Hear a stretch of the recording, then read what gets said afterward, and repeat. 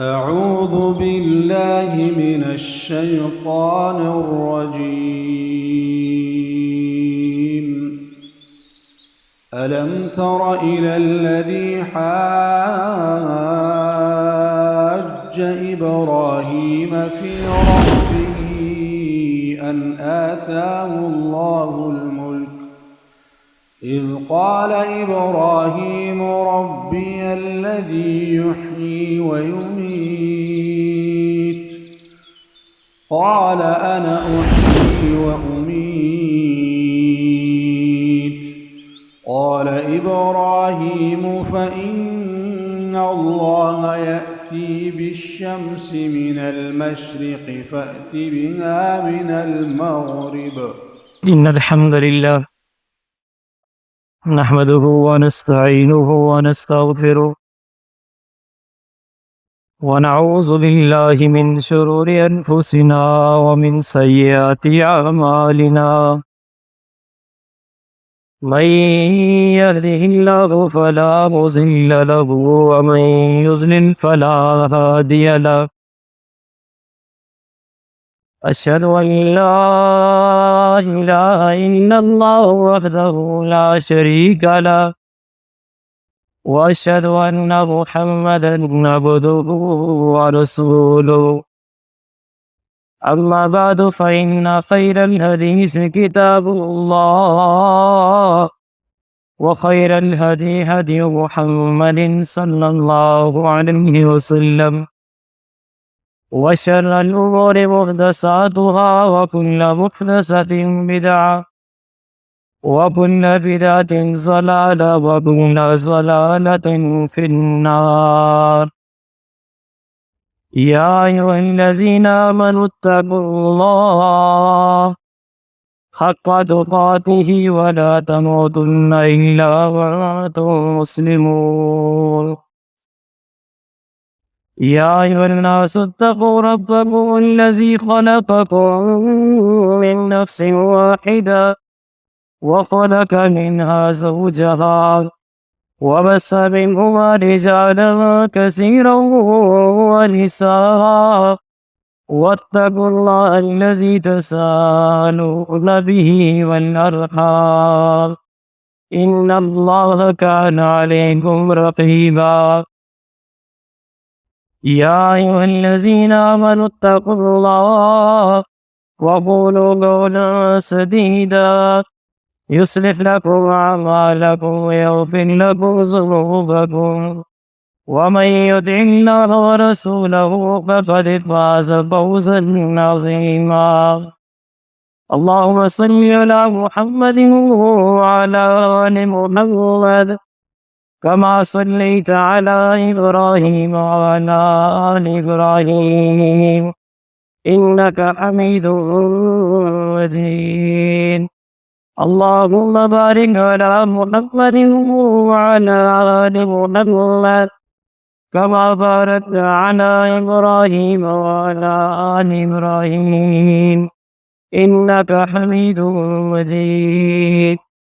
من يطع الله ورسوله فقد رشد واهتدى ومن يعص الله ورسوله فقد ضل وغوى فإنه لا يضر إلا نفسه.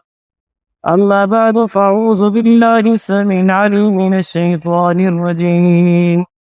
الله ولي الذين آمنوا يخرجهم من الظلمات إلى النور والذين كفروا أولياءهم الطاغوت يخرجونهم من النور إلى الظلمات أولئك أصحاب النار هم فيها خالدون. وقال النبي صلى الله عليه وسلم حين يراه ملك من الملائكة محمد فرق بين الناس. جو آیت کریمہ میں نے آپ کے سامنے پڑھی ہے، اللہ مالک الملک نے اس میں اس رستے کی نشاندہی کی ہے جو رستہ نجات کا رستہ ہے، کامیابی کا رستہ ہے، جنت کا رستہ ہے، اسی رستے پر چلنے کا اللہ سبحانہ و تعالی نے ہم سب کو حکم دیا ہے۔ صراط مستقیم کیا ہے اور اس رستے پر چلنا کیوں لازمی اور ضروری ہے، آج کے اس خطبہ جمعہ میں انشاءاللہ اس پر بات ہوگی۔ دعا فرمائیں اللہ مالک الملک حق سچ بیان کرنے کی توفیق نصیب فرمائے۔ جو آیت کریمہ میں نے آپ کے سامنے پڑھی ہے، اس میں اللہ سبحانہ و تعالیٰ کا فرمان ہے اللہ ولی الذین آمنوا یخرجہم من الظلمات الی النور۔ اللہ مالک الملک جن کا حمایتی بن جاتا ہے، اللہ جن کے ولی بن جاتے ہیں، اللہ جن کے دوست اور مددگار بن جاتے ہیں، پھر اللہ کا ایک انعام اترتا ہے یخرجہم من الظلمات الی النور، اللہ پھر ان کو گمراہیوں سے نکال کر روشنی کے اندر لے آتے ہیں۔ اللہ سبحانہ و تعالی اندھیروں سے نکال کر ان کے لیے ایک چمک پیدا فرما دیتے ہیں۔ والذین کفروا، اور وہ لوگ جنہوں نے کفر کیا، جو صراط مستقیم سے ہٹ جاتے ہیں، جو گمراہی کے راستے پر چلتے ہیں، اولیاءہم الطاغوت، ان کے دوست، ان کے حمایتی، ان کے مددگار وہ طاغوت بن جاتے ہیں۔ اور طاغوت کا کیا کام ہے؟ یخرجہم من النور الی الظلمات، وہ روشنی کے راستے سے ہٹا کر اندھیرے کے راستے پر لے جاتا ہے، وہ راہ ہدایت سے ہٹا کر گمراہی کے راستے کے اوپر لے جاتا ہے۔ اولئک اصحاب النار، پھر یہ ان کو جہنم میں پہنچا کے رہتا ہے، اور پہنچاتا کیسا ہے؟ ہم فیہا خالدون، یہ اس کے اندر ہمیشہ کی پھر زندگی بسر کریں گے۔ اب یا حضرات ایک بات ہے جس کو سمجھنا ہے، اللہ نے جب ہدایت کی بات کی، اللہ نے جب صراط مستقیم کی بات کی، تو کیا فرمایا؟ اللہ ولی الذین آمنوا یخرجہم من الظلمات الی النور، کہ اللہ جن کے ساتھ اچھائی اور برائی کا ارادہ فرماتے ہیں، اللہ ان کے اندھیروں سے نکال کر روشنی کے اندر لے کر آتے ہیں۔ یہ اللہ نے نہیں کہا کہ اللہ ان کو اندھیرے سے نکال کر روشنیوں کی طرف لے کر جاتے ہیں۔ والذین کفروا، اور جو کفر کرتے ہیں، اولیاءہم الطاغوت، ان کے حمایتی، ان کے دوست، ان کے مددگار یہ طاغوت بن جاتے ہیں۔ یخرجونہم من النور الی الظلمات، یہ ان کو روشنی سے نکال کر اندھیروں میں لے جاتے ہیں۔ اللہ جب صراط مستقیم کی بات کر رہے ہیں، اللہ روشنی واحد کا صیغہ استعمال کر رہے ہیں، انوار کا لفظ نہیں استعمال ہو رہا۔ اور جب گمراہی کی بات آ رہی ہے، اللہ ظلمت، اندھیرے کی بات نہیں کر رہے، اللہ ظلمات کا لفظ استعمال کر رہے ہیں کہ اللہ ان کو اندھیروں کے اندر لے جاتے ہیں۔ اس بات کو بس ہم نے سمجھنا ہے۔ صراط مستقیم دو راستے نہیں ہو سکتے، صراط مستقیم تین راستے نہیں ہو سکتے، صراط مستقیم چار راستے نہیں ہو سکتے، صراط مستقیم ایک ہی راستہ ہے جس کی پوری زندگی محمد رسول اللہ صلی اللہ علیہ وسلم نے دعوت دی ہے۔ وَاعْتَصِمُوا بِحَبْلِ اللَّهِ جَمِيعًا، ایک ہی راستہ ہے، ایک ہی قرآن ہے، ایک ہی نبی علیہ الصلوۃ والسلام کا فرمان ہے۔ ترکت فیکم امرین لن تضلوا ما تمسکتم بہما، کتاب اللہ و سنت رسولی۔ نبی علیہ الصلوۃ والسلام نے پوری زندگی لوگوں ایک ہی قرآن کی دعوت دی ہے۔ آپ نے پوری زندگی ایک ہی نماز پڑھ کے بتائی ہے، پوری زندگی ایک ہی حج کر کے بتایا ہے، پوری زندگی ایک ہی زکوٰۃ کا نصاب بیان کیا ہے، پوری زندگی ایک ہی روزے کا طریقہ کار بیان کر کے کہا وَآتَاكُمُ الرَّسُولُ فَخُذُوا، لوگوں ایک ہی رستہ ہے جس پہ محمد رسول اللہ صلی اللہ علیہ وسلم نے چلایا ہے، اسی راستے کو مضبوطی سے پکڑ لو، اور جس راستے سے منع کر دیا فَانْتَهُوا، اور رک جاؤ اس راستے سے۔ حدیث کی کتاب موطا امام مالک رحمہ اللہ کی اس کی شرح کی ہے حافظ ابن عبد البر رحمہ اللہ نے، التمہید اس کا نام ہے، اس کے اندر امام مالک رحمہ اللہ کا ایک قول لکھا ہے۔ یہ قول اور اس کے اوپر میں 3 مثالیں دے کر اپنی بات کو انشاءاللہ ختم کروں گا۔ امام مالک رحمہ اللہ کہا کرتے تھے، لوگوں مثل سنت رسول اللہ صلی اللہ علیہ وسلم کا سفینۃ نوح علیہ السلام، من راکبا نجا ومن تخلف عنہ غرقا۔ فرمائے لوگوں، نبی علیہ السلام کی حدیث، نبی علیہ السلام کی سنت، نبی علیہ السلام کی بات، اس کی مثال نوح علیہ السلام کی کشتی کی مانند ہے۔ نوح علیہ السلام نے اپنی قوم کو کہا تھا، اے میری قوم، میرے اللہ کا حکم ہے، بسم اللہ مجریہا و مرساہا، تم سارے کے سارے اللہ کا نام لو اور اس کشتی کے اندر سوار ہو جاؤ۔ اس کے اندر کچھ تھے جو اپنے آبا و اجداد کی بات کو مان رہے تھے، کچھ تھے جو عقل کی عبادت کر رہے تھے، عقل کی پوجا کر رہے تھے، عقل پرست بن چکے تھے۔ انہوں نے کہا ہم پہاڑ کے اوپر چڑھ جائیں گے، یہ ہمیں نجات دے دے گا۔ کوئی اپنے بڑوں کی بات مان رہے تھے، لیکن نہ، جنہوں نے بڑوں کی بات کو مانا، آبا و اجداد کی بات کو مانا، وہ بھی تباہ ہوئے۔ جس بیٹے نے اپنی عقل کی بات کو مانا وہ بھی تباہ ہوا۔ کامیاب وہ ہوئے جو نوح علیہ السلام کے پیچھے آنکھیں بند کر کے چلے تھے۔ فرمایا لوگوں، اگر نجات چاہتے ہو، اگر کامیابی چاہتے ہو، پھر ایک ہی رستہ ہے۔ جس طرح نوح علیہ السلام کی بات کو مان کر ان کے امتی اس کشتی پر سوار ہوئے تھے، اسی طرح اگر نجات چاہتے ہو، محمد رسول اللہ صلی اللہ علیہ وسلم کی سنت کو اپنا لو، آپ علیہ السلام کے فرمان کو اپنا لو، اللہ تعالیٰ تمہیں بھی نجات عطا فرما دیں گے۔ ابو مسعود رحمہ اللہ کا قول ذکر فرماتے ہیں، ابو مسعود رحمہ اللہ نے فرمایا کہ دین اسلام کی مثال ہار کی طرح ہے جس کے اندر تاگا لگا ہوتا ہے، اور نبی علیہ السلام کی سنتوں کی مثال موتی کی مانند ہے۔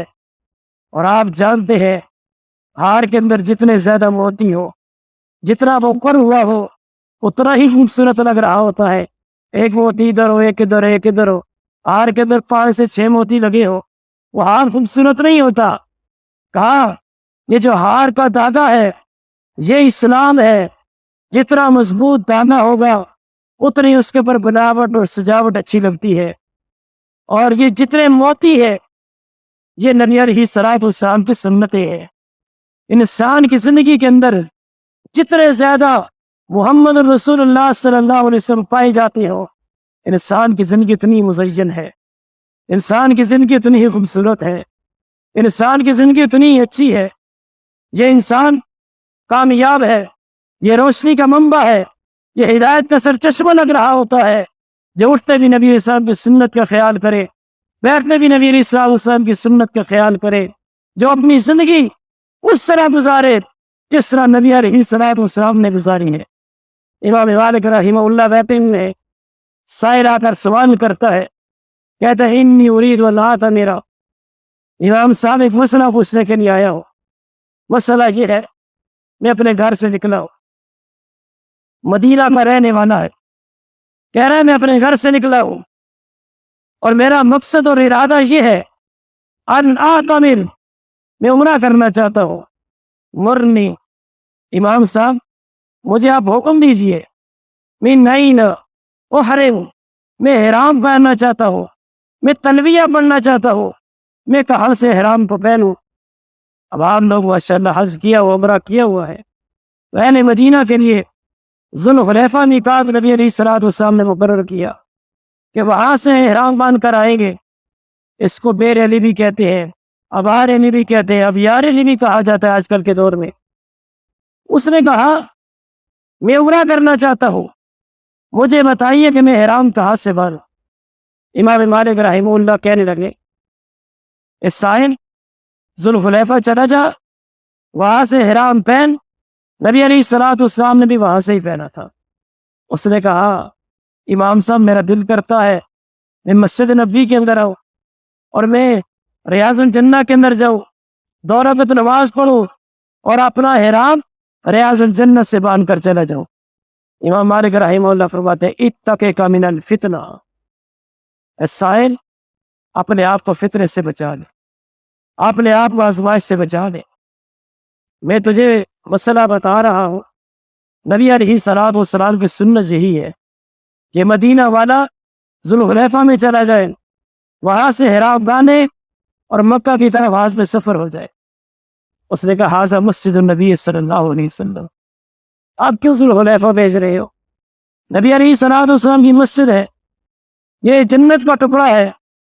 امام مالک رحمہ اللہ کیا مدینہ کی عظمت کے قائل نہیں تھے؟ امام مالک رحمہ اللہ کے دل میں مسجد نبی کی عزت نہیں تھی؟ وہ ریاض الجنہ کا مقام نہیں جانتے تھے؟ ہم کہتے ہیں نا بس خیر ہے، سنت ہی تو ہے۔ ایک سنت کی بات ہے نا، رفع یدین ایک سنت ہی ہے نا جی، نماز تو ہو جاتی ہے نا۔ سینے پہ ہاتھ نہ باندھے تو سنت ہی ہے نا، اونچی امین نہ کہی تو سنت ہی ہے نا، پاؤں سے پاؤں نہ ملائے تو سنت ہی ہے نا، داڑھی چھوڑ دی تو سنت ہی ہے نا۔ ہم کہتے ہیں سنت ہے، خیر ہے۔ اور امام مالک نے اپنی طرف سے نہیں کہا کہ یہ فتنہ ہے، میں آگے چل کر اس کی وضاحت کروں گا۔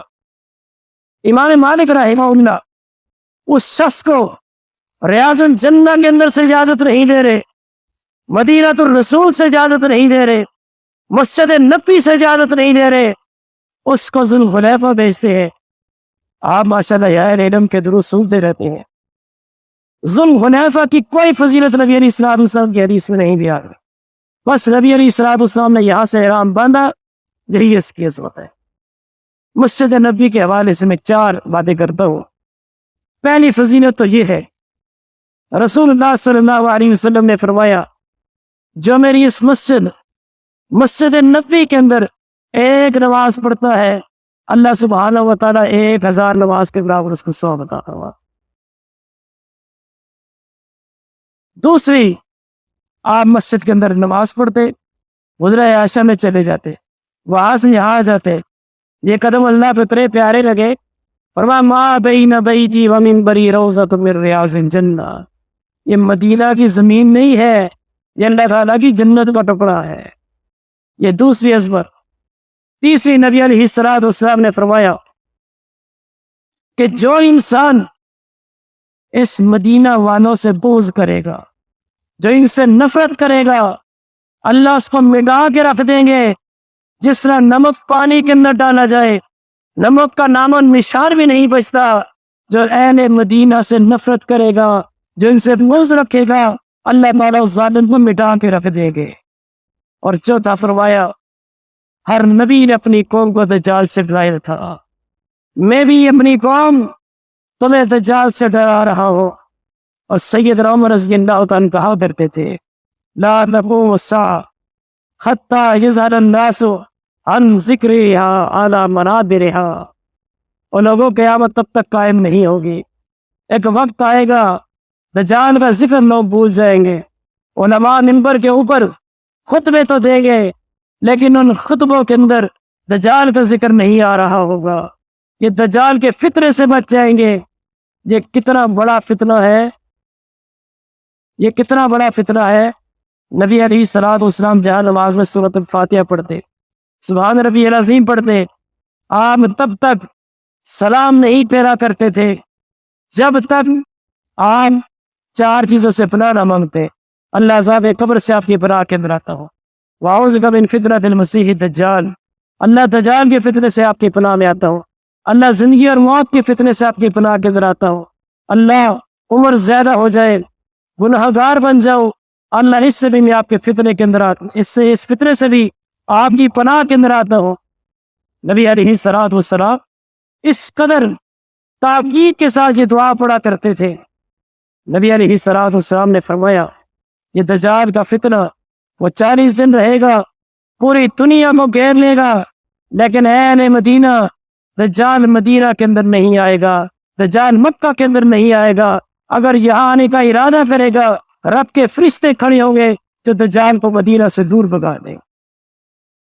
یہ 4 عظمتیں ہیں مدینہ کی، اور امام دار الہجرہ امام مالک رحمہ اللہ ان عظمتوں کے قائل ہیں، لیکن وہ شخص کو کہہ رہے ہیں اے میرے بھائی ذوالخلیفہ چلا جا، تو مسجد نبوی کے اندر سے احرام باندھنے والی ضد کو ختم کر دے، مجھے ڈر ہے تجھے کوئی فتنہ، تجھے کوئی آزمائش، کوئی مصیبت اپنے گھیرے کے اندر نہ لے لے۔ کیوں؟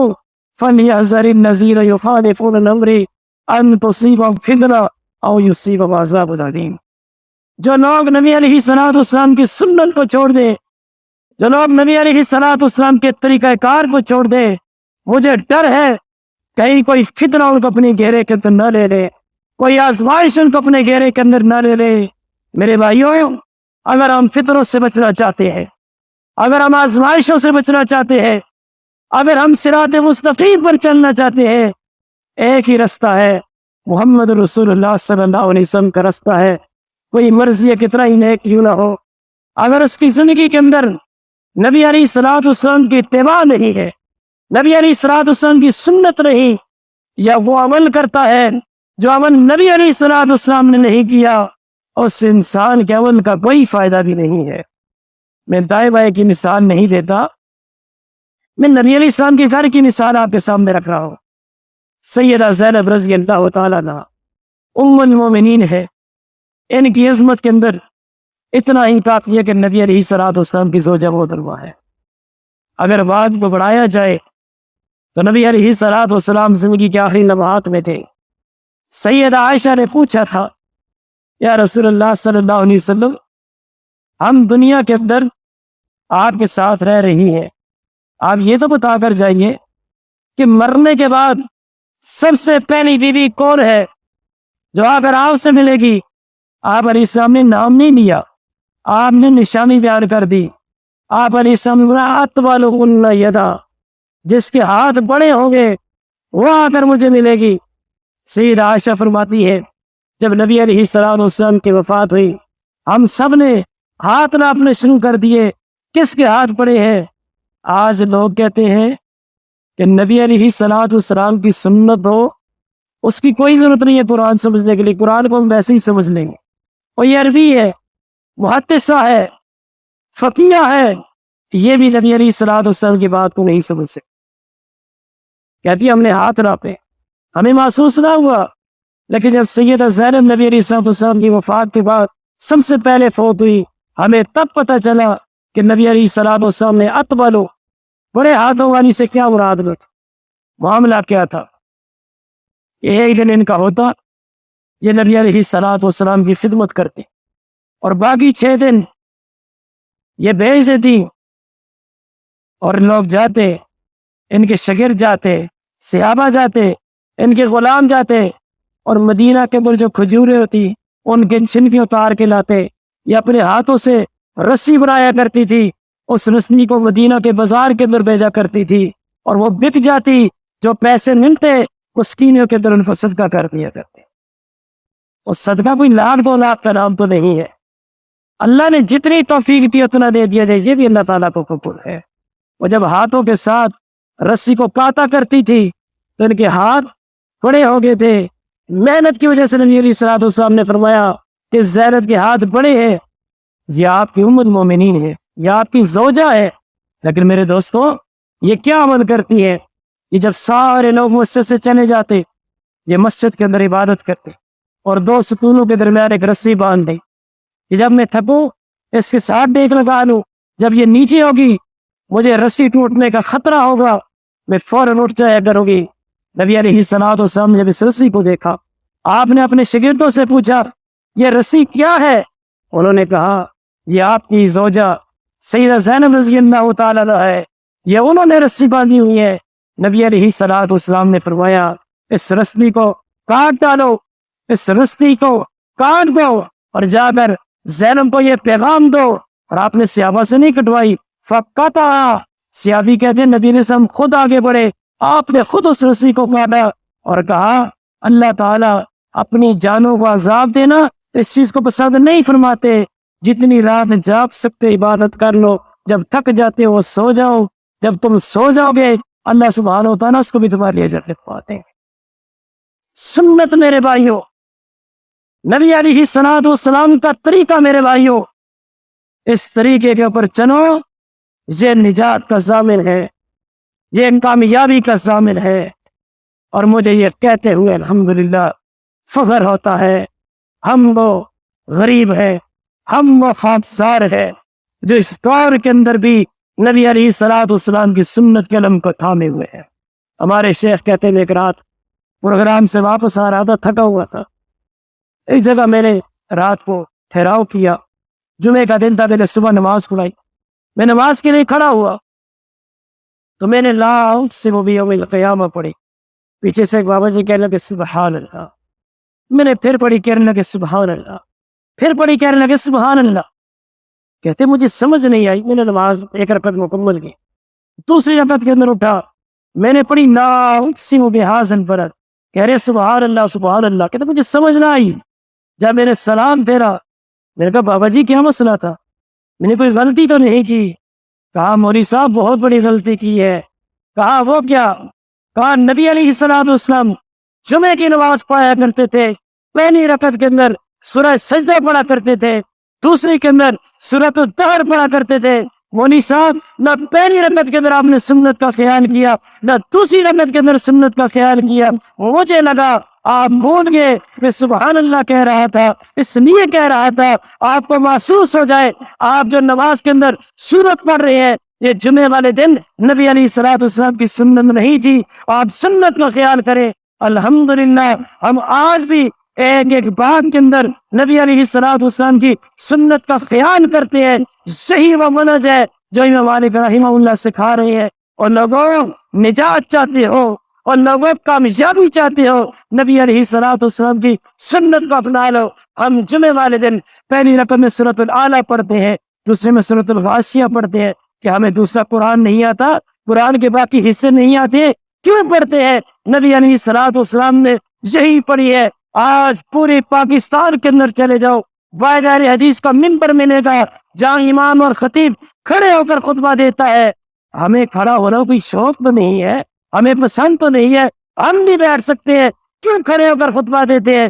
نبی علیہ الصلوۃ والسلام نے کھڑے ہو کر خطبہ دیا ہے. آج ہماری مساجد کے اندر جائے، مصلی آتا ہے وہ 2 رکعت پڑھے بغیر نہیں بیٹھتا ہے، کیوں یہ عمل کرتا ہے؟ اس لیے کہ نبی علیہ الصلوۃ والسلام کی سنت ہے. ہمارا بچہ بچہ بوڑھا بوڑھا ایک ایک عمل کے اندر نبی علیہ الصلوۃ والسلام کی سنت کا خیال کرتا ہے. کیوں خیال کرتا ہے؟ یہ وہ راستہ ہے جس راستے کو اپنائیں گے تو نجات پائیں گے. یہ کس نے کہہ دیا؟ حنفی بھی صحیح، مالکی بھی ٹھیک، شافعی بھی ٹھیک، حنبلی بھی ٹھیک، جعفری بھی ٹھیک ہے، اور سائی بھی ٹھیک ہے، ظاہری بھی ٹھیک ہے، اور نہیں ٹھیک صرف وہی ہے جو محمد رسول اللہ صلی اللہ علیہ وسلم کے راستے پر چلتا ہے. اور میرے بھائیوں محمد فرق بین الناس، نبی علیہ الصلوۃ والسلام لوگوں میں فرق کرنے کے لیے آئے ہیں. خوشی کے 2 راستے ٹھیک نہیں ہو سکتے، غمی کے 2 راستے ٹھیک نہیں ہو سکتے، چلنے کے 2 راستے ٹھیک نہیں ہو سکتے. کوئی دائیں چل رہا ہو وہ بھی ٹھیک، کوئی بائیں چل رہا ہو وہ بھی ٹھیک، کوئی دائیں گاڑی کو چلا رہا ہے وہ بھی ٹھیک کر رہا ہے، کوئی بائیں گاڑی کو چلا رہا ہے وہ بھی ٹھیک کر رہا ہے، کوئی دائیں ہاتھ کے ساتھ کھا رہا ہے وہ بھی ٹھیک کر رہا ہے، کوئی بائیں ہاتھ کے ساتھ کھا رہا ہے وہ بھی ٹھیک کر رہا ہے. جب آپ ان 2 نظریوں کو درست نہیں کہہ سکتے، کیوں جی درست کہتے ہیں؟ بولتے نہیں، ناراض لگ رہے ہیں. کوئی سیدھے ہاتھ سے کھائے وہ بھی ٹھیک، کوئی الٹے ہاتھ سے کھائے وہ بھی نہیں، کیا آپ اس کو درست کہیں گے؟ جو گاڑی کو دائیں طرف سے چلائے وہ بھی ٹھیک، جو بائیں طرف سے چلائے وہ بھی ٹھیک، آپ اس کو ٹھیک کہتے ہیں؟ جب نہیں کہتے ہیں تو پھر ہم کس طرح مان لیں کہ جو پاؤں سے وضو کو شروع کرے وہ بھی ٹھیک ہے، جو ہاتھ سے وضو کو شروع کرے وہ بھی ٹھیک ہے، جو نماز کے بعد دعا کرائے وہ بھی ٹھیک ہے، جو نماز کے بعد دعا نہ کرائے وہ بھی ٹھیک ہے؟ میرے دوستوں اور میرے بھائیوں، نبی علیہ الصلوۃ والسلام کے طریقہ کار کو اپنا لو. صحابی آتے ہیں، آ کر کہتے ہیں یا رسول اللہ صلی اللہ علیہ وسلم کا آسانی بڑی ہے، جانور مرتے جا رہے ہیں، اللہ کے نبی دعا دلوائیے. صحابی کو پتہ نہیں تھا کہ نبی صاحب جمعے کی نماز کے بعد دعا کروائیں گے، مجھے کہنے کی ضرورت نہیں ہے، نہیں کرواتے تھے۔ تب صحابی نے آ کر دعا کا کہا، اگلے جمعے پھر آ گیا، یا رسول اللہ اب تو رستے بھی ختم ہو چکے ہیں، اللہ کے نبی سیلاب ہی سیلاب آ چکے ہیں، دعا کیجئے اللہ اس بارش کو روک لے۔ اگر اللہ کے نبی ہر نماز کے بعد دعا کراتے ہوتے تو صحابی کو دوران خطبہ تو کہنے کی ضرورت نہیں تھی۔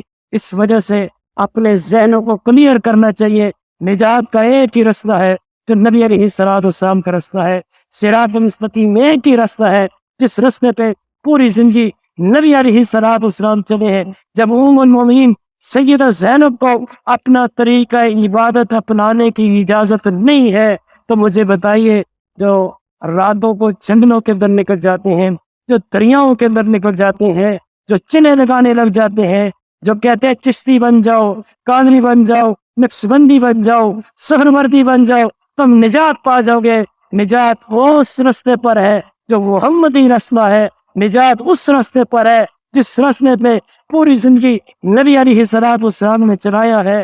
اس رستے کو اپنائیں گے ہماری نجات ممکن ہے، اس رستے کو نہیں اپنائیں گے آپ ہر جمعے سن لیتے ہیں عاملۃ ناصبہ تصلی نارا حامیہ، عمل کرنے والی جان عمل کر کر کے تھک جائے گی، وہ جہنم کے اندر جائے گی۔ آخری بات سید علی المرتضیٰ رضی اللہ عنہ کا فرمان ہے، ایک شخص اپنی آنکھ بیت اللہ کے اندر کھولتا ہے، وہ پوری زندگی بیت اللہ میں رہتا ہے، اس کو بھوک لگتی ہے آب زمزم پی لیتا ہے، پیاس لگتی ہے آب زمزم پی لیتا ہے۔ اس کی 3 نبی علیہ الصلوۃ والسلام نے فوائد بتائے ہیں، یہ پینے کا پینا ہے، کھانے کا کھانا ہے، اور مریض کے لیے شفا ہے۔ وہ باہر نہیں نکلا، کھاتا بھی یہی تھا، پینے کے لیے بھی اسی کو استعمال کرتا تھا، شفا کے لیے بھی اسی کو استعمال کرتا تھا۔ اسی حالت میں اس کو موت آ جاتی ہے، فرمایا یہ کل قیامت والے دن اٹھے گا، مت سمجھنا پوری زندگی بیت اللہ میں گزار کر یہ جنت کے اندر جائے گا، نہ یہ جہنم کے اندر جائے گا۔ کیوں؟ اس نے زندگی اس طرح گزاری ہے جس طرح محمد رسول اللہ صلی اللہ علیہ وسلم نے نہیں گزاری۔ نبی اور امتی میں فرق کیجئے، امتی غلطی کر سکتا ہے، نبی غلطی نہیں کر سکتے۔ نبی علیہ السلام نے عبداللہ بن عمر سے کہا تھا، او میرے صحابی کیوں تم اس بات میں پڑھ کے کہ میں کبھی غصے میں ہوتا ہوں کبھی محبت میں ہوتا ہوں، لکھا کر میری ہر بات کو، میری زبان سے حق کے علاوہ کچھ بھی نہیں نکلتا۔ فقہ حنفی کی مرکزی کتاب ہے بنیۃ المصلی، امام ابو حنیفہ رحمہ اللہ سے 4 مسئلے پوچھے گئے، ایک سوال 4 موقع پر پوچھا گیا، کہا جی گھوڑا پانی پیتا ہے، اس کے بعد کیا ہم اس پانی کو استعمال کر سکتے؟ کہا نہیں، نجس حرام ہے، نہیں اس کو استعمال کر سکتے۔ اس نے پھر صاحب نے ایک مرتبہ سوال کیا، امام صاحب گھوڑا پانی پی لے، پانی بچ جائے، اس کو ہم استعمال کر سکتے ہیں؟ کہتے ہیں مشکوک ہے، نہ استعمال کرو۔ پھر سوال کیا، گھوڑا پانی پی لے، کیا اس پانی کو استعمال کر سکتے ہیں؟ کاش مکروہ، اور میرے صاحب یہ مکروہ ہے، نہ اس کو استعمال کرنا۔ صاحب نے پھر پوچھا، وفات سے 4 دن قبل پوچھا، امام صاحب گھوڑا پانی پیتا ہے، ہم پانی پی سکتے ہیں؟ کہا بالکل پی سکتے ہو۔ میری پہلی تحقیق تھی کہ گھوڑا حرام ہے، مجھے اب پتہ چلا ہے کہ گھوڑا جائز ہے، حلال ہے، اس کے آگے سے جو بچا ہوا ہے اس پانی کا پینا استعمال کرنا جائز ہے، پی بھی سکتے ہو، وضو بھی کر سکتے ہو۔ اور میرے بھائیو، دین وہ نہیں ہے جو وقت کے ساتھ بدلتا رہے، دین وہی ہے جو اقرا بسم ربک الذی خلق سے اترنا شروع ہوا، الیوم اکملت لکم دینکم کے اوپر آ کر مکمل ہو گیا۔ جس کی آراء بدلتی ہو وہ نبی نہیں ہو سکتا، وہ امام نہیں ہو سکتا، وہ پیشوا نہیں ہو سکتا، وہ مقتدا نہیں ہو سکتا۔ اس کے اچھی بات کو لیا جائے گا، اس کی بری بات کو چھوڑ دیا جائے گا۔